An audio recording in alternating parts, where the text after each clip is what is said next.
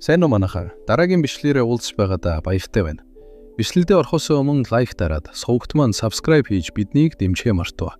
За ингээд бүгдээрээ бичлэг рүүгээ орцгоё. Аврах цэцгийг ойрхон байсан сурагчдыг амтхан идэж байх ба. Сурагчид харан цочирд цоож байв. Тэр даруй дэлгэсэн дээр даалгавар гарч ирэхэд балус доктор 69 хоног амьд үлдээрээ эс зэрэглэлийн мангас цус тусны сарнаас зүхтаарэ гэж бичээтэй байлаа. Сурагчид эс зэрэглэд гэж юу гэж айн дуу алдцгаав. Энэ үед нурамгийн дундаас хүүх амьд үлдгэсэд сайн уу гэсэн дуу гарав. Аврах цэцгийн дундаас улаан нүдтэй газар доорх 3 дугаар давхрын өхөөрдөм дагн Венус мэндэж байна гэж хэлв. Сурагчид тэр хараал идсэн дагн дахиад гарч ирлээ гэж жиирхэв. Венус: энэ даалгавар бол амьд үлдэх даалгавар. Зүгээр л амьд үлдэхэд болно. Маш энгийн. Амьд үлдэх хоногийн тоо 69 гэж хэлж байснаа. Венус доош харан: нэг хүнээр дутуу боллоо. Одоо та нар 68 хоногоос амьд үлдэхэд хангалттай гэж эрвээлзэн хэлв. Дэлгэцэн дээрх даалгавар 68 хоног болж өөрчлөгдөв. Сурагчдын нэг саяын дагны хэлснийг бодоход нэг хүнээр дутуу боллоо гэсэн бидтэй гэж хэлэхэд нив ягаан үст сурагч: тэгэхээр амьд үлдэхсэд цөөрөх тусам бидний амьд үлдэх ёстой хоног багасна гэсэн үг үү гэж асуув. Венус: яг зөв. Энэ амьд үлдэх даалгаварт хэдэн жижиг нөхцөл бий. Нэгт та нарын таамагласнаар амьд үлдэх хоногийн тоо амьд үлдэхсдийн тоогоор багасна. Хоёрт энэ ургамал өдөрт нэг хүн идэх ёстой. Идэгдэх хүн нь амьдч бай, үгсэн ч бай, хамаагүй гэж хэлв. Сурагчдын нэг: энгийн даалгавар гэж хэлсэн бидтэй. Эн чинь огт энгийн биш байна гэж хашрав. Өөр нэг сурагч: зүгээр л тоолгүй зүхтацгаая. Эс зэрэглэл байлаач барилгад бэхлэгдсэн болохоор хөдөлж чадахгүй гэж хэлэхэд нэг ягаан үс зурагч: бид яагаад тэр юмны үгийг сонсох ёстой юм бэ гэж уурлав. Гэтэл Венус: зүхтах төлөвлөгөө гаргахгүй байсан дээр энэ ургамал хөдлөх дургүй. Гэхдээ хөдөлж чадахгүй гэсэн үг биш. Хөдлөх дургуун учир нь хөдлөх тусмаа үлсдэгт байгаа юм. Нийл ягаан үс зурагч: тэгвэл нэг хүн хүрэлцэхгүй бидтэй гэж хэлэхэд Венус хурууга нислав. Бүү шантарцгаа. Би та нарт онцгой бэлэг өгье гэж хэлв. Тэр даруй сурагч бүрийн өмнө бэлгийн хайрцаг гарч ирв. Венус: тэдгээр хайрцагын доктор үзүүлэлт нэмдэг чихэрч байж магадгүй. Хүнсний хангамж, зэвсэг, эсвэл элдэв гайхамшигт эдлэгч байж магадгүй гэж хэлв. Нив яван үст сурагч хайрцага барим бэлэг гэж гайхав. Венус: гэхдээ хааяа гэж хэлэх тэр мөчид сурагчийн хайрцагнаас шүдтэй ягаан бөмбөлөг мангас үсрэн гарч түүн рүү дайрахад цус үсэрч сурагчид гэж хаширан зүхтацгаав. Венус: доктор нь мимик шиг юмч бас байдаг болохоор болгоомжтой байгаарай гэж инээх. Дэлгэсэн дээрх даалгавар 67 хоног болж өөрчлөгдөв. Нив сурагч: үгүй, би даалгаварч бэлэгч энэ газарч бүгдийг нь үзэн ядаж байна. Би явмаар, би эндээс гармаар байна гэж хашгирав.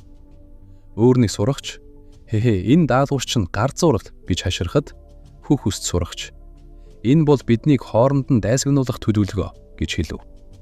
Гурав дахь сурагч: тийм байлаа гэхэд яах юм бэ? Хийхгүй бол бид бүгд үхнэ гэж хэлв.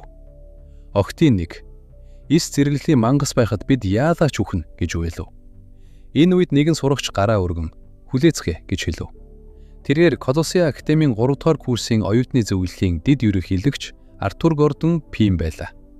Артур: хүмүүсээ бид хэцүү шийдвэр гаргах хэрэгтэй байна. Одооноос эхлэн бид хэцүү шийдвэрүүдийг үрмэжлүүлэн гаргах хэрэгтэй болно. Гэхдээ яг одоо бол нүдний өмнөх асуудалтай төвлөрцгөөе гэж хэлв. Сурагчид Колосеагийн дэд ерөнхийлөгч Артур гэж эндээ эмх замбраагүй байдлыг нэг мөр намжаачихлаа гэж бишрэв. Артур: маргааш тэр хатсан цэцэгт ямар тахил өгөхөө шийдэцгээе. Бүгд зөвшөөрч байна уу гэж асуув. Сурагчид дуугүй доош харцгаав. Артур: тахилаа хэрхэн сонгох талаар хэн санал хэлэх вэ гэж асуугаад дотроо: сайхан боллоо. Энэ эмх замбраагүй байдлыг хянаж чадах цорын ганц хүн бол би. Би тэдэнд өөрийгөө таниулах хэрэгтэй. Тэгвэл би тэдэнд хэрэгтэй хүн болж тахилын жагсаалтаас хасалдана гэж бодож байлаа. Нэг сурагч гараа өргөн: санал хураалт яаж байна гэж хэлв. Артур: сайн санаа байна. Бид сургууль дээр шийдвэрээ тэгж гаргадаг шүү дээ. Бич дэмжив. Сурагчид: сонсоход зүгээр юм а. Гэхдээ санал хураахын тулд хэн идэж болохыг тодорхойлох нөхцөл хэрэгтэй. Тэгж байж бид зөвшөөрөх хэсгээ шийднэ гэж ярилцв. Сурагчид: мэдээж хэрэг, сул доройн тахил болох ёстой. Байгалт ч гэсэн солон хүчтэй дээдийддэг. Би чихтэл шигтэй орхон. Утгагүй юм бүүээр. Бид хүмүүс шүү дээ. Бид соёлдсон оюун ухаантай. Араатны жишгээр хандаж болохгүй. Тиймээс тэнэг нь дахид болох хэрэгтэй гэж би бодож байна гэж шилээ өргөн хэлв. Тэнэг юм бол амьд байгаад ч нэмэргүй. Сурагч юу? Пинэг гинэ. Танцаалмал нэгнэн гэж шууд хэлчихэлтэй гэж хэлэхэд. Шигтэй охин. Надад найз байхгүй ч би баян. Эндээс гарууд би та нарын халаасыг дүүргэж гэж хэлж байтал сурагчид одоо мөнгө ямар үн цэнтэй гэж ухаантай хүн шиг саналаа өг. Сан фурай. За олон хороо шийдэе гэж шуугилдв. Аврах цэцгэн дээр сууж байсан Венус. За тэгэд санал нэгтээ бостол дахин санал хураацгаа гэж хэлв. Нэгэн сурагч охин өвдөглөн сууж байлаа. Хүүхэн шархатсан ягаа үст. Охин олонхийн саналаар дахид болохоор сомогджээ. Ягаа үст охин. Яагаад би гэж чичрэн асуув. Шаргал үст охин эсэргүүцэн. Үгүй, би үгүй гэж хэлсэн. Тэр яагаад үхэх ёстой юм бэ гэж хашрав. Автор царай барина. Бидэнд ч гэсэн энэ шийдвэрийг гаргах үүдэгттэй байна. Гэхдээ энэ бол бид бүгдийн зөвшөөрсөн шудраг санал хураалтын үр дүн. Бид удаа хугацаанд амьд үлдэх хэрэгтэй. Харин шархатсан хүчтэй чи бидэнд ямар ч хэрэг болохгүй гэж бид шийдсэн гэж хэлв. Автор гараа зөрүүлэн энэ самхаас гарахдаа би чиний гэр бүлд сайхан нөхөн төлбөр өгнө гэж амлая. Чамайг бидний баатар байсан гэж хэлж үгүй. Тиймээс бидний төлөө тахил болж өгөөч гэж хэлв. Сурагчид ууя гууя гэж давтцгаав. Шаргал үстхэн. Та нар бүгд гар зурчихсан байна. Бүгдээрээ солиотой. Энэ шудаг санал хураалт хийж үү? Олонхийн сандаар өөхөх хүнээ сонгоно гэдэг чинь өөрсдөө үхмээргүй байгаагаас ч болсон хэрэг үстэй гэж хашрав. Ягаан үстхэн нулимс туслуулна. Энэ удаад намайг өршөөгөөч. Ганцхан удаа. Надад аав ээж би, дүүнэр минь би. Би чадахгүй. Би амьдрмаар байна гэж уйлв.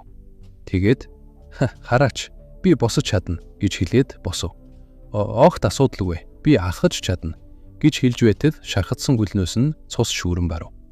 Охин шүдээ 100 нулимсаа ачаад алхах гэтэл яг энэ үед Викер түүний мөрийг түшив.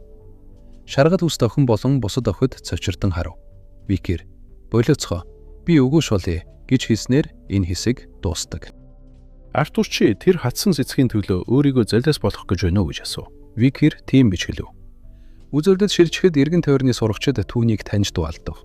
Сурагчид түр бүлээ. Тэр Викер биш үү? Викер гэж гайхав. Сурагч тэр нэрийг би сонсч байсан. Тэр зөвхөн алуурчин шоргоочнуудын нууцыг тайлаа зогсохгүй, хунтайжаас гэрчлэлийг хүртсэн. Бас Сади багшийн нүдийг сүйтгэснээрээ албартай гэж хэлв.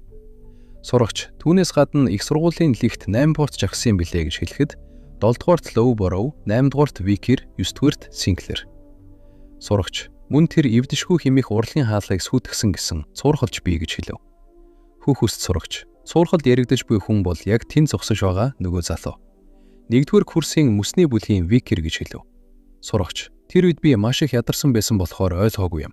Гэхдээ энэ цэцэг аюултай гэдгийг бидэнд анхааруулсан хүн бол Викер байсан гэж дурсав.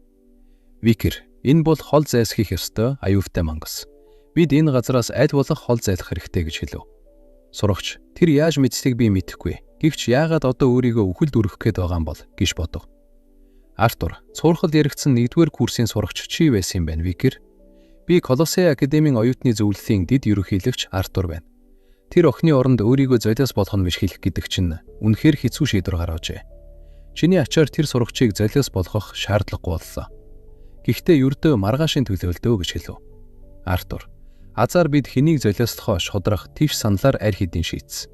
Чи маргааш өөхөх учир тэр охин нөгөөдөр өөхөх учир бид бар зэрэг цаг болж авна гэж хэлв. Артур үнэхээр их баярлалаа Викер гэж хэлв. Викер хэнийг устгахаа шудраг тэгш саналаар шийднэ гинөө. Тэгвэл чи ч бас тэр саналд орогдсон үстэй Артур гэж асуув. Артур чи дөнгөж ивсэн болохоор мэдэхгүй бах. Би эмх замбраагүй байдлыг зогсоосон бөгөөд саналыг удирдах байгаа хүн. Тийм болохоор би Жагсафтаас чөлөөлөгдсөн гэж хэлв. Викер золиос хэрэгтэй гэж тэргүүлж байгаад өөрөө өөхөх бодолгүй байсан юм байна. Зөвхөн өөрөө амьд үлдэх албан тушаалыг зохион бүтээжээ. Үүнийг чи шудраг гэж хэлж чадах уу? Бодоод үзвэл чиний нэр дэвшигчдийн жагсаалтанд ороогүй байсан. Тэгэхэр чи анханасаа санал өгөх бодолгүй зөвхөн өөрийгөө чөлөөлөх гэсэн юм байна. Артур энэ сармагчин дэш дотроо уурлан бодов. Тэгэд чи юу хэлэх гээд байгаа юм гэж асуув. Шиний гэлтгээр би саналд оролцоогүй. Гэхдээ би амьд үлдэхийн тулд ив найрамдлыг дэмжих ёстой. Эцэст нь бид амьд үлдэнэ. Чамд ямар ч арга хэмжээ байхгүй атлаа шудраг авсны нэрээр биднийг харалдуулах гэж байна уу? Тэгэд чиний төлөвлөгөө юу вэ гэж асуухад Викер шууд хэлье. Би тэр мангасыг ялна гэж хэлв. Артур юу гэж дуалдав? Би төвчхээ болсон. Энгийн сурагч яаж эс зэрэглэлийн мангасыг ялах юм бэ? Түүнийг өдөөвөл галзуурч сүрдэн гэдгийг сонссонгүй юу? Хэрв бид чамд туслана гэж бодож байгаа бол. Викер өөр үг хэллэгүүгээр хан руу нударгаа буулгахад хан маш хүчтэй хагарч эргэн тойрны чулуун байшин нурав. Сурагчид айн чичрэв. Викер цус тусны сарааныг би өөрийн гараар устгана гэж хэлв. Үзэгдэл шилжиж хэсэг хугацааны дараа базар нь Quo Vadis хуучин гэрээний урсгалын сүм байлаа. Өндөр баган бүхий эвдэрсэн сүмийн дотор сурагчид тард суужээ. Сурагч энэ ямар ч чимээвэ гэж асуув. Ямар нэг зүйлийг тасчин зүсэж байгаа юм шиг сонсогдож байна. Юу болохыг нь мэдэхгүй ч сонсоод байхад бөөлжс хүрэн байна гэж хэлв. Гэхдээ бид яах вүлээ? Викер нөгөө талд байна. Хэрв бид түүний таалагдахгүй үг хэлбэл тэр байшин сүйтгэсэн шигэ биднийг ч сүйтгэж мэднэ гэж хэлв. Сурагчтэй төвчүүд арай гайгүй л байна да гэж хэлв. Гринуй тэр мангас агнахад бэлдэж байгаа болохоор хэнийг ч оруулж болохгүй гэж бидэнд цагсан. Гэтэл Викер дотор нь юу хийгээд байгаа юм бол гэж гайхав. Сурагчид Гринуй яагаад Викертэй хамт байгаа юм бол гэж бодов. Та нар түүнд итгэж байна уу гэж асуув. Тэр бидний санамсаргүй хайрцаг чихрийг аваад зүхтчих юм билүү гэж хэлв. Би түүнд бүрэн итгэхгүй байна гэж хэлв. Гэхдээ хэрв тэр үнэхээр бүгдийг аваад зүхтвол бид яах юм гэж асуув. Үзэгдэл шилжихэд өмнөх дурсамж эргэн харагдав. Викер тэр мангасыг би өөрийн гараар устгана. Гэхдээ би та бүхнээс нэг зүйл авмаар байна. Викер үзүүлэлт нэмэгдүүлдэг санамсаргүй хайрцаг чихэр. Тэр бүхнийг би бүгдийг нь авах хэрэгтэй гэж хэлв. Үзэгдэл шилжиж сүмийн дотор хоёр сурагч бие биедээ шивнэлдэв. Сурагч тэр биднийг бүгдийг алж санамсаргүй хайрцаг чихрийг булааж аваад дараагийн давхарт явчих боломжтой байсан гэж хэлв. Сурагч гэтэл яагаад тэр өнөө хүртэл ийм хүнлэг бус хүчээ нууж явсан юм бол? Энэ нь тэр бодит ертөнцийнхөөс 100 дахин хүчтэй гэсэн үг шүү дээ гэж хэлв. Сурагч зөвхөн хүчч биш. Тэр бидний мэдэхгүй өөр нэг зүйлийг нууж байгаа гэж хэлв. Үзэгдэл шилжиж 12 цагийн дараа болов. Викер байшингийн нуранг дунд тайван зогсож байлаа. Гринуй чулуун ханыг тэвэрч байгаад амьсгаа даран цус тусны сараанд алав болсон гэж үгэж дайхав. Винус чиний тухай мэдээ би дээд давхрын дагнуудаас бид сонссон. Тэр залуу үнэхээр галзуу болгоомжтой бай. Чамайг зэрэглэл багтахгүй онцгой хүн гэж дуулсан гэж хэлв. Винус гихтээ гэж хэлэн аимшигтай чанга чимээ гаргахад сурагчид чихээ тагсан бүхийв. Газар дороос цэцгэн мангас гарч ирэн Викер рүү асан хурдан дайрахад Винус чи туслаа гэж хэлв. Викер дайралтаас бултсан байх ба. Үгүй, энэ дөнгөж эхлэж байна гэж хэлв. Сүүсүү хотыг санагдуулам. Цамхагийн давхарт дээвэртэй байшингуудын загсар аврах том мангас Викер рүү дайсч байлаа. Винус болон ойролцоо байсан сурагчид Викерийг харан асмаасч байх ба. Сурагч тэр мангасын довтгооноос зайлсхийж байна гэж юу гэж гайхав. Викер дайралт бүрээс хөнгөн бултаж байх ба. Викерийн өмнө үзүүлэлтийн дэлгэс гарч ирв. Цус тусны сараа нь аюулын зэрвэл нь эс зэрэглэл хэмжээ нь тодорхойгүй. Тамийн хамгийн гүн ойлгохшгүй бүс хэмээх ховтой уурын нутраас нэгдсэн аж. Цус тусны сараа нь буюу цусан намгийн хар дарсан зүүд хэмээн нэрлэгддэг. Гарал үүсэл нь тодорхойгүй энэ ургамал тамийн гүндэх цусан нуур уруу орох үд болсон улаан усан намгийн гадаргуу дээр хөвдөг. Бусад бүх юм живдэг шаварлаг намагт энэ цэцгэнд ганцаараа хөгжүүлддэг ажээ. Урд нэгэн цагт энэ ургамлын үрнээс ургасан ганц сараа нь хүн төлөвтнийг мөхлийн ирмэгт хүргэж байсан. Викер хэдэн хормын өмнөхөө бодох ба цусаар будагдсан махан өгөөш. Ийм хэмжээ хангалттай байх. Өмнө нь мангасын хайрцагаас олсон олзоо санан бодлоо. Санамсаргүй хайрцагуудын ихэнх нь өчүүхэн хитэн үзүүлэлтийн чихэр дээрээ өнгөгүй олдур нуусан мимикүүд байсан. Тэдгээрийн дунд наран цэцгийн үрийн хүрдсний шүдтэй гар багаж хэмээх дий зэрэглэлийн эд. Норхгүй тусан цаасан уут хэмээх дий зэрэглэлийн эд байв. Уутан дотор нь улаан, цэнхэр, ногоон, хар өнгийн үзүүлэлтийн чихрүүд дүүрэн байлаа. Гэтэл ийм зүйл эдний дунд байна гэж хэн бодох вүлээ? Мөхлийн модны дусамжид дурддагдсан агуу баатрын хүсэл тэмүүдэл, харамсал, шаналлыг тусгасан нууц эд яг тэр байлаа. Цамхагийн хамгийн гүнд, хамгийн аимшигт мангасуудыг устгасан ч авч ирээгүй тэр эд одоо миний гарт байна гэж бодов. Викерийн алхан дээр нэгэн чихэр байх ба энэ бол мөнгөн чихэр. рефлексийн хариу урвалыг нэгээр нэмэгдүүлдэг ховор эрдэнэ байлаа. Викир аз завшааныхаа бүхнийг эхний шатанд засцууж байгаа юм шиг байна. Яг одоо.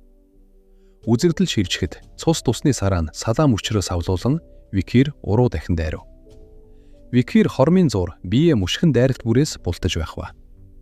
Викир рефлексийн хариу урвал бол 3 гол үзүүлэлтийн нэг. Баатрууд яагаад тийм их зөвхөнгөө барж байсныг би одоо ойлголоо гэж хэлв. Энэ бол ердөө ганц үзүүлэлт учир. Би сарааныгийн тогтолгооноос мултрахын тулд бүх мэдрэхүүгээ дайчилж байна. Рефлексийн хариу урвал гэдэг нь тарих боловсруулдаггүй, ухамсаргүй хариу үйлдэл юм. Тиймээс энэ нь намайг ухамсаргүйгээр шийдвэр харуулдаг. Өөрөөр хэлбэл энэ бол бараг луур гэсэн үг гэж бодов. Үзэгдэл шилжихэд асад зогсож байсан сурагчид гайхшир. Тэр яаж тэр бүхнээс мултраад байгаа юм бэ? Яг л тогтолгоо хаана буухыг урьдаас мэдэж байгаа юм шиг. Сурагч, тэр сайн буфтаж байгаа нь ойлгомжтой. Хивч ингэснээрээ тэр мангасыг улам өдөөгöd байгаа биш үү гэж асуув. Викир мангас руу дайрах ба арсанд нь ямар ч гинтэл учруулсангүй. Викир, би мэдэж байсан. Одоогийн байдлаараа сарааныгийн бүрхүүдийг цоолох нь бараг боломжгүй. Хамгийн гол нь тэр амтан миний дахин төрөхөөс өмнөх сүрлийн үеийнхээс өөр байна гэж бодов. Дикаравя, хүн чи үүнийг мэдэхгүй байж магадгүй. Энэ мангас бол тамаас гаралтай анхны ургамал. Юу нь бол энэ нь тамийн гүнд зөвхөн цусаар дүүрсэн нуурыг ууж үсдэг мангас. Гэвч тэдгээрийн хэмжээ, догшин ширүүн зан нь бидний өмнө байгаа энэ амьтнаас өөр. Ус угүй энэ орчинд хэр удаан байсныг би мэдэхгүй. Гэхдээ энэ нь үнэхээр цангаж үлсэж байгаа бололтой. Тиймээс сонор сэрэмжээ бүү алдаарай. Хэдийгээр дахин төрсөн зүйл боловч эс цэрэглэлийн мангас бол эцсийн эцэст эс цэрэглэлийн мангас хэвээрээ. Одоогийн үзүүлэлтээр чи түүний бүрхүүлийг гэмтэхэд бэрх байх. Гэвч энэ мангасын жинхэнэ султал. Идэж байх үедээ л амаа ангаадаг гэж хэлв. Викир, за ойлголоо, мэдэж. Би үүнд бивцсэн гэж хэлв. Винус, чи инээмсэлж байна уу? Тэгвэл ясан ч үлдэхгүй бол хэн тасчаад хай гэж хаширв. Викир, тийм ээ гэж хэлэн инээмсэрлэн дайралтаасан булдаад агаар дээрээс өгөөшөө шидэх ба. Үгсэн сурагчдын гар хөл мөчүүд байв. Сурагчид мөчүүд байхыг хараад үгүй байлгүй дээ. Тэнд ойрлож байсан орилон энэ мөчнүүдийн эзэн байсан гэж юу гэж байхах ба. Викир, би одоо харж байна гэж хэлэхэд. Винус, тэнийгэ чи түүнд нүдэ харуулж болохгүй. Хурдан амаа хаа гэж хаширах боловч энэ хитрхи оройтож гэж бодов. Баскервиллийн 1-р техник гүн нэвтрэх соёо гэж хэлэн дайрн нүдийг нь сүлбэх ба. Викир, энэ хитрхигүй ихэн байна. Би энд ирснээс хойш доод зэрэглэлийн төгсөж төдийхнөр арай ядан гол зогоож ирсэн. Үүнээс болоод миний аавра нүдэн доторх гол цомд хүрч чадахгүй байна. Хэрв тийм бол орон зай агуулгаас билялыг дийлэхдээ авсан сэлмээ гаргаж ирээд. Хос урт сэлэм миний гол мэргэжил биш. Гэхдээ эдгээр нь яг таарна. Баскервиллийн 4-р техник урагч соёо хэмээн дайрах мөчөд мангасын цөмн хідэн хэсэг болон бутран хагарч бавраас нь асар их хэмжээний цус баган болон ориглон гарч ирэв. Сурагчид маш ихээр цочирдон байхаж. Винус нүднээсээ нулимс урсхан итгэж ядан байв. Викир цусан далай дунд 2 сэлмээ барин зогсож байхад систем дээр 1-р түвшний дайчин Викир нь эс зэрэглэлийн мангас болох цусан сараан цэцгийг анхлан амжилттай агнав гэсэн мэдэгдэл гарч ирэв. Систем танд боломжгүй зүйлийг биелүүлсний төлөө шагнал олгох болно гэсэн бичиг гарч ирэхэд хүн бүр үүнд итгэж ядан байв. Сурагчид цусанд будагдсан Викирийг харан баярлаж биширч байх ба. Викир цусанд будагдсан сэлмээ мөрөн дээрээ тавьж улаан нүд нь гялдсан зогсов. Викирийн өмнө дэлгэц гарч ирэв. Дэлгэцээр төвшин нэг дайчин эрхэм Викир эс цэрэглэлийн мангас цус тусны сараанаг хамгийн түрүүнд амжилттай арниж устгавлаа. Боломжгүйг биелүүлсэн тул чамд шагнал залгавдана гэсэн бичиг тарч ирэв. Сурагчтэй төвшин нэг гинөө. Тэр яаж 100 дахин суларсан байж эс цэрэглэлийн мангасыг дийлв. Нүдэрээ хараад ч би одоо болтол итгэж чадахгүй байна. Тэгвэл тэр санхугт орохоос өмнө үүнээс ч илүү хүчтэй байсан гэсэн үг. Бүдэг боловч тэр сэлмийг тойрсон ааврыг хараач бич хэлв. Энэ бол лавтай шингэн аавра мөн. Сурагчид юу гэж дуу алдав? Сурагчтэй. Тэгэхээр тэр яг одоо дор хаяж төгсөж зэрэглэлд хүрсэн байна. Өөрөөр хэлбэл самхагаас гадуур бол 100 дахин хүчтэй гэсэн үг. Сурагч. Үгүй, тэр бүр сэлмний эзнээс ч илүү хүчтэй гэж хэлв. Сурагч юу гинэ? Сэлмний эзэн гинөө. Байж боломгүй. Ийм залуу насанда гэж дуу алдав. Сурагчид тэр яг хин юм бэ гэж асуув. Артур Викирийг зансан байдагтаа ширтэж байв. 3-р давхрын дагна Венус. Тэр цөхрөнгөө барсан байдалтай харагдав. Венус. Хараал эд, юу нь буруу болчих вэ? Газар доорх 3 дугаар давхрын даалгавар маш энгийн бөгөөд ойлгомжтой байсан. Хүмүүс экзэгтэй нөхцөлд орох үедээ бие биеэ дахид болгон өргөх ёстой байсан. Эцсийн эцэст тэд өөрсдийн амьд үлдэхийн төлөө бусдын амийг үл хайхардал зүйл шүү дээ. Энэ бол тэдний жинхэнэ мөн чанар. Ил гарах ёстой газар байсан юм. Битэл тэр бүхнийг сүйтгэжглээ. Венус. Тэр яг хин юм бэ гэж дотроо бодов. Викер дахта уут барьж байх ба дэлгэцээр цус тусны сарааныгийн үрс гэсэн бичиг гарав. Викер ийм хэмжээ хангалттай байх гэж хэлв. Өмнө олж авсан наран цэцгийн үрийн хүрдсний шүдтэй гар багаж хэмээх дээд зэрэглэлийн эдийг дартаа барив. Дээд зэрэглэлийн эд учир хэрэггүй байх гэж бодсон ч үнэндээ нилээд хэрэгтэй юм байна. Дэрэгцээр норохгүй тосон цаасан уут хэмээх дээд зэрэглэлийн эдийн тайлбар гарав. Бат бүх учир нэвчихгүй, чийг нэвтрүүлэхгүй тул хадгалахад тохиромжтой. Сурагчид Викер гэж дуудав. Сурагчид бид чамд хэлэх зүйл байна гэж хэлв. Гэрнүй. Та нар Викерт юу хэлэх гээд байгаа юм бэ? Үүнийг олуулаад айрч шийдэх асуудал биш шүү гэж хаширв. Викер. Тэд хариут хүсэж байгаа бололтой. Магадгүй тэд уур бухимдлаа над руу гаргаж яагаад биднийг эрт авааргүй юм гих мэтэр загнах байх гэж бодов. Дикаравя. Хүн төрлөختөн гэдэг чинь ийм л дээ. Аварсан хүнийгээ ч гэсэн үзэн яддаг гэж хэлв. Сурагчид баярлалаа гэж хэлв. Сурагч биднийг аварсанд баярлалаа. Сурагч үнэхээр их баярлалаа Викер. Сурагч хэрв чи байгаагүй бол бид тэр мангасын гидсэн шингэж байсан. Тэгээгүй ч гэсэн ихэнх нь бие биетэйгээ тулалдаж үхэх байсан. Гэхдээ тэр үнэхээр гайхалтай байлаа. Чи үнэхээр сэлэмний эзэн мөн үү? Би ч бас чам шиг хүчтэй болмоор байна гэж хэлв. Викер тэд ч бас ухамсартай юм байна гэж бодов. Венус 67 амьд үлдгэсэд. Та нар хөдөлмөрлөж зовлгүйгээр амьд үлдсэндээ баяртай байх нь аргагүй гэж хэлв. Викер доороос дээш Венус руу хараад чиний нэр Венус гэсэн бидтэй. Дагны үүрэг бол давхрын хөтөч байх гэдгийг би мэднэ. Гэвч чи эрх мэдлээ хэтрүүлсэн гэж хэлв. Венус юу гинэ гэж гайхна. Би зөвхөн тогтолцооны дүрмийн дагуу үүргээ гүйцэтгсэн шүү дээ. Түүнээс гадна намайг гимтээвэл чиний хохирох болно. Хэрв чи надтай тоглоом хийвэл дараагийн давхарт хизээж бууж чадахгүй гэж хэлв. Сурагчид хурцхаар амтан гэж дуу алдав. Викер даалгаврын шагналыг зөв бэлдээрэй. Хэрв үнэхээр аимшигтай зүйд харахыг хүсэхгүй бол гэж хэлв. Венус Викер харан цочин айх ба. Венусын урдаас олон уут чихэр гарч ирв. Улаан, цэнхэр, ногоон өнгийн чихрүүд дүүрэн байлаа. Венус чамайг баярлуулахын тулд би өгөөмөр шагнал бэлдсэн гэж хэлв. Үзэгдэр шилжихэд сурагчид байхан ширтэв. Сурагчид хөө гэж дуу алдав. Хитэн 100-аараа байна. Эн чин гэж гайхав. Алтан чихэр гинүү гэж дуу алдав. Дэлгэцээр алтан чихэр хэмээх тайлбар гарав. Энэ нь төвшин нэгээр нэмэгдүүлдэг бөгөөд дагны чихрийн дэлгүүрт өөр төрлийн 300 чихрээр содиж болдолжээ. Сурагчид бид үнэхээр атаархаж байна гэж хэлв. Викер би өөр үзүүлэгтийн чихрээр содиж болох 10 алтан чихэртэй болсон. Төвшин нэгтэй хүнд энэ давхрын шагнал үнэхээр сайн байна. Гэтэл үүнийг би энэ газараас олж авна гэж хэн бодох вүлээ гэж бодов. Гэрнүй тэр алтан чихрийг ч тоосонгүй атлаа яагаад инээмсэглэж байгаа юм бэ гэж бодоод. Гэрнүй юунд инээгээд байгаа юм? Викер гэж асуув. Викер шавж эсвэл шимэгч гэж хэлв. Викер гахта ягаан өнгийн жижиг амтан байран үзүүлв.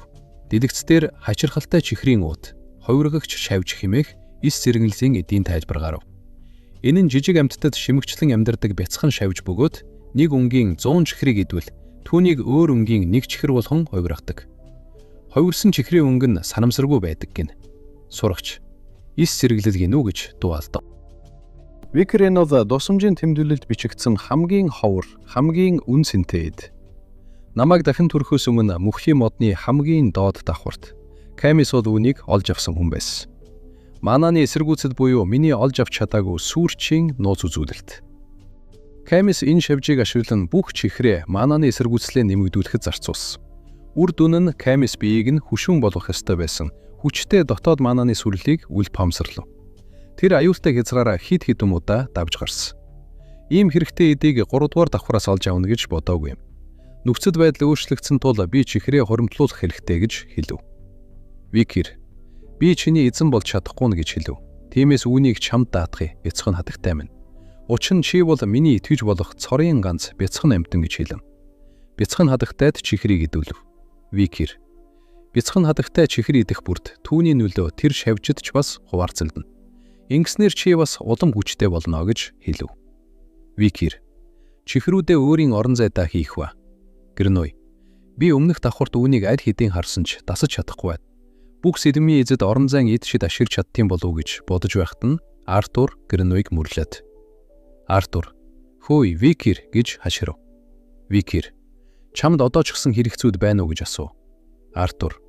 Чиний хэрэгэлсэн сэлмний урлаг бол Баскервиллийн техник байсан биз дээ гэж асуув. Сурагчид Баскервиллийн техник гинэ үү гэж дайхав. Баскервиллийн техник бол эзэнт гүрний 7 агуу гэр бүлийн нэг болох төмөр цус сэлэмт. Баскервил овгийн бэлэг тэмдэг болсон сэлэмний урлаг гэж хэлв. Сурагч. Гадны хүн тэр урлагийг сурчж хэрэглэж чадахгүй нь мэдэгдэж. Викир. Яаж түүнийг хэрэглэж байгаа юм бол гэж асуув. Гэрной. Артур. Энэ утгагүй зүйл шүү дээ.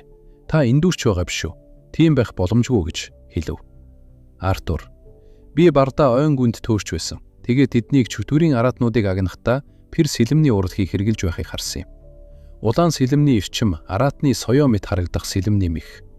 Тэр урлагийг хэрэглэж чаддаг цорын ганц хүмүүс бол Баскервилийнхан гэж хэлв. Бас нэг зүйл байна. Хитрхи түгээмэд учраа би сэрдэж ч зүрхэссэнгүй. Гэвч Викир гэдэг нэр хэдэн жилийн өмнө үгсэн гэж бодогдож байсан Баскервил овгийн баатар иргэн ирсэн тухай мэдээ улаан соёо дууссаас. Улаан соёод ширпхийн хүртэл тарсан. Тэгээд эзэнт гүрэн даяар тархсан юм. Гэрной. Та юун тухай яриад байгаа юм бэ гэж асуув. Артур. Баскервиллийн техникийг хэрэгэлдэг Викир нэртэй ир. Чи бол Викир ван Баскервил. Тийм биз дээ гэж хэлснээр энэ хэсэг дуусдаг. Артур Викир ван Баскервил. Энэ бол чиний жинхэнэ нэр гэж хэлв. Сурагчид юуг нь гэж хамтдаа дуугаалдав. Баскервилийн үү? Төмөр цус цэлэмт Баскервилийн гэр бүлийн үү гэж гайхан шуугилдав. Гэрной, тэр Викир нь үл үзэгдэх жирийн иргэн биш гэж юу? Харин эзэнт гүрний 7 агуу гэр бүлийн нэг болох төмөр цус цэлэмт Баскервилийн удан байсан юм уу? Артур, энэ бүхэн ердөө эхлэлэн шүү гэж хэлв. Биднийг мөхлийн мод руу зөөгдөхөөс өмнө би яг чам шиг нэгэн ирийг артаа улаан сэлмийн энергиэр бүрхэгдсэн сэлэм атгаж байхыг харсан. Тэр хүнч бас яг чам шиг уруу таван хошуу додны зүйлд зүүсэн байсан. Артур нүрээ гараараа даран. Тэр ч бас ямар нэг зүйлд ашиглаж байсан юм бэ? Тэр юу яриад байгаа юм бэ? Яагаад дахиад юм яриад байгаа юм бол гэж гайхан шивнэлдэв. Тэр ямар нэг зүйлд ашиглаж байсан гинөө гэж эргэлзэв. Энэ үед Гэрной санах байж болохгүй. Тэр улаан хар өнгийн гарын сэлэм үнэхээр тань санагдаж байна гэж дотроо бодов. Яг энэ үед агаарт даалгавар биелэв. Амьд үлдгэсдийн тоо 67 гэсэн бичиг гэрэлтэн гарч ирэв. Удалгүй анхаар заасан бүс удахгүй нурах болом гэсэн улаан анхааруулга бичиг гарч ирэх ба. Артур, цаг баг үлдсэн болортой. Тэгвэл би их зүйл нэхэхгүй. Шиний одоо болтол цуглуулсан чихрийн яг тал хувийг надад өг. Хэрв тэгвэл би чиний нууцыг цаашид ч хадгалж өгье гэж хэлв. Викир хэсэг чимээгүй зогсов. Артур, чи намайг чамааг ичилхийг зүгээр зөвшөөрөх гэж байна уу? Эсвэл би ичилсний дараа намайг болон үлдсэн 65 хүнийг ална гэж юу? Биж асуув. Викир, бухтайгаа хий. Энд байгаа бүх хүнд мөн цаашид уулзах хүмүүст ч. Духтай зүйлээ дуртай үедээ хэл. Учир нь чи ердөө тэгжил чадна гэж хэлв. Артур, юу гэнэ? Тэр агшинд бүгд шилжих ба. Артур, шүн гэж хэлэн бүгд шилжицгээв. Дараа нь та газар доорх 3 дугаар давхар болох танд газар 2-оос гарлаа гэсэн бичид гарч ирэв. Удалгүй та газар доорх 4 дугаар давхар болох хар тэнгисийн арал руу оров гэсэн бичиг гарч ирэв. Үзэгдэл шилжиж Викир аврах том цагаан модод хар тэнгисийн ирэг дээр хөвтөж байх ба. Дикаравия, чи өөрийн жинхэнэ нэрийг нуухаа болсон уу? Хэрв чи миний хүчинд найдаа тэгсэн бол уучлаарай. Гэхдээ чи бүрэн эндүрчээ. Надад дурсамжийг өөрчлөх хүч бий. Гэхдээ энэ нь миний үндсэн хүч биш. Одоогийн байдалдаа би түүнийг олон хүнд нэгэн зэрэг үлдэж чадахгүй гэж хэлв. Викир хариу дуурсангүй. Дикаравия, хөөе хүн минь, асуултад минь хариул. Чиний нэрийг мэдчихсэн тэр ирийг яагаад амьд орхив? Тэр дороо нь амийг нь тагзаж устгах ёстой байсан биш үү? Бич хаширв. Эсвэл хэрв энэ нь бардамналын илэрхийлэл биш юм бол чи анханасаа нэрээ нуух бодлого байсан юм уу гэж асуув. Викир дахин хариу дуурсангүй. Дикаравия, тэр сэлмийн урлагийг ашиглаж хүчээ харуулж байхдаа чи хэнийг ч дуугүй болгох бодовч төрсөнгүй. Энэ бол ганцхан зүйлийг л илэрхийлж байна. Чи ямар нэг зүйл бэлдэж байгаа юм байна. Викир, Тэгэхээр чи мөрийн хоорондыг уншиж чаддсан байд. Дикаравья, би мэдэж байсан. Чам шиг хүн юмыг сайтар бодлогоогоор хийхгүй нь ойлгомжтой. Чиний юу бэлдсэнийг мэдхийг үнэхээр сонирхож байна. Гэхдээ одоохондоо орхиё гэж хэлв. Викир, ямар ч байсан энэ газар гэж хэлв. Дикаравья, энэ бол Тамийн наадмын шоронгийн 5 агуу далайныг болох Хартингсийн нэг хэсэг гэж хэлв. Викир, тэгвэл энэ арал юу вэ гэж асуув. Дикаравья, Хартингст ямар ч арал байдаггүй юм. Энэ арал өөр нэг ертөнцийн хэсэг байх ёстой гэсэн үг. Амдуусаас ертөнцүүдийг залгах чадвартай. Тэр амьтан янз бүрийн ертөнцөөр тэнүүчилж, дуртай хэсгийг нь залгиж аваад мөхлийн мод дотор хадгалдаг. Модны дотор олон орон зай, хооронд нь оёстой байдаг. Энэ газарч бас тэдгээрийн нэг байх ёстой. Чам шиг хүмүүсийн адил, залгигдсан ертөнцүүдийн амьд оршигчид самхагийн сорилт болохоор чирэгддэг. Энэ нь чамаас өмнө энэ самхагт орж ирсэн хүмүүс байсан байж болзошгүй гэсэн үг гэж хэлв. Викир, Хартингсийн арал. Энэ бол дурсамжийн тэмдэглэлд дурддагдаагүй газар. Ямар төрлийн даалгавар байхыг мэдэхгүй тул би болгоомжтой байх хэрэгтэй гэж бодов. Гэтэл гинт Викирийн нүд цочин биеийн чичрэн газар унав. Дикаравья, юу болов хүмүн гэж дуу алдав. Викир, энэ юу вэ? Энэ хит цанга гэж шанзан хэлв. Яг тэр үед Викирийн гагт вийл зэвүүлүүлсэн байх ба. Викир, хит ганг ачиг гинүү. Би өмнөх давхарт цүүс тусны сарааныгийн цогцсыг мэдлгүүгээр залагчсан болов. Эс цэргэлтийн мангас ямар ч их нөлөөтэй байлаа гэсэн ийм байдлаар авирлах ёсгүй шүү дээ гэж бодов. Яг энэ мөчөд Викир ойролцоох мөхлийн модны мөчрөөс улаан цусан шүүс тусаж доор нь эргүүлэг үүсэхийг олж харав. Викир, энэ чимээ мүлхэн очиж тэр улаан шүүснээс баларж өв. Би эцэст нь амьсгалж чадлаа гэж хэлв. Викир, хэрв би хэрэггүй чадварыг задагсан бол болгоомжтой байлаарай. Вийл зэвүүл гэж хэлв. Дикаравья, чөтгөрийн одны ордч гэсэн үнэхээр аз туршиж байна да. Тэр улаан шүүсний тухайд мөххийн модны мөчрөөс гоожих шүүсний хэмжээ уух бүрд хязгаартай байдаг. Түүнээс илүү уувал чи чөтгөр ууж эхэлнэ.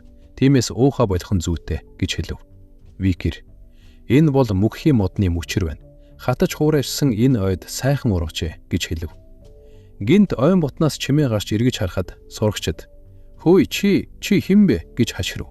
"Хэн чамд шүүсийг ууж болно" гэж хэлв. "Энэ удаа бидний ээлж байсан. Санамсаргүй нэг залуу биднээс булааж аав" гэж хашгирв. Нэгэн том биетэй сурагч, "Хүлээ, би чамайг өмнө нь харж байгаагүй юм байна. Шинэ хүн үү?" гэж асуув. Сурагчид, Тийм ээ. Хувцс нь бас цэвэрхэн байгаа тул саяхан ирсэн бололтой ахлагчаа" гэж хэлв. Викир, "Ахлагч" гэж дотроо бодов. Ахлагч, "Хөөе дүү минь, чи хаанаас ирэв? Чи бидэн шиг жирийн иргэн үү? Эсвэл эдгээр новшног чиг язгуурт нь үү?" гэж асуухад уран ихэр гинжлэгдсэн боол болсон байх ба ийхүү энэ хэсэг дуустдаг. Энэ удаагийн Parfmine ийхүү дуусаж байна. Лайк дараад, Softman subscribe хийж биднийг дэмжихээ мартаваа. Дараагийн бичлэг хүртэл түр баяртай.